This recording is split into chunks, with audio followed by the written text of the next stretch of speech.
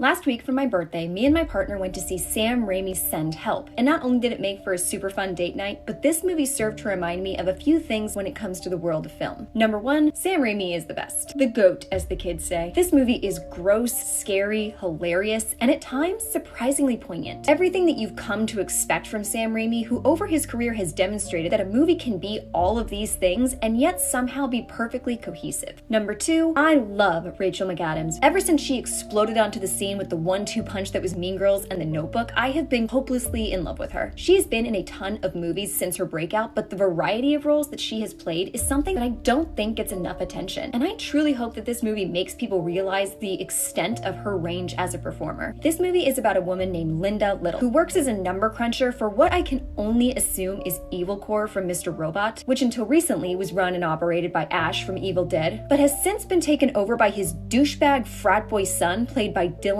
O'Brien, who I have every reason to believe is revisiting his character from the All Too Well video. He is a total heel, who as his first move hands a promotion off to one of his Gordon Gekko wannabe friends, the very promotion that Linda was promised to get. Linda herself is socially awkward, not well liked by her fellow employees, has horrible hair, and drinks whole bottles of wine alone in her apartment with nothing but a bird and Survivor to keep her company. But she is incredibly competent, and that is clear from the very beginning, which is why her boss gives her a chance to change his mind about the promotion by inviting her to a conference in China. However, the plane suffers a massive malfunction and crashes into the middle of the ocean, leaving only Linda and her horrible, no good, very bad boss washed up on a deserted island. And just like that, Linda has gone from office punching bag to Bear Grylls, with a small but not insignificant hint of Annie Wilkes, thanks to her encyclopedic knowledge of survivalism and her desire to enact her revenge against her backstabbing former employer. What follows is a series of hilarious and gory misadventures, with Linda demonstrating her natural strategic abilities and Dylan O'Brien panicking over the loss of power he has held and flaunted for his entire existence. Now, you may think from that premise that you have a pretty good idea of where this movie is going, but what I love about Send Help, other than its humor and plethora of gross out moments, is how it constantly toys with the audience to keep them guessing just how this increasingly insane situation can possibly resolve itself. It plays around with several genres, including survival horror, comedy, and there was even a point where I wondered if this was going to turn into a rom-com, which I haven't felt confused like that by a movie since Red Eye, also starring Rachel McAdams. I, of course, will not spoil what happens, but suffice it to say that this is a wild ride. This is already one of my favorite movies of the year, and I would not be surprised if it remains one of my favorite comedies of 2026. It is a genuinely great time at the movies, and I am rooting for every dollar this movie makes, and more importantly, every cent that it takes away from Melania. If you can think of no other reason to see this movie, let it be that.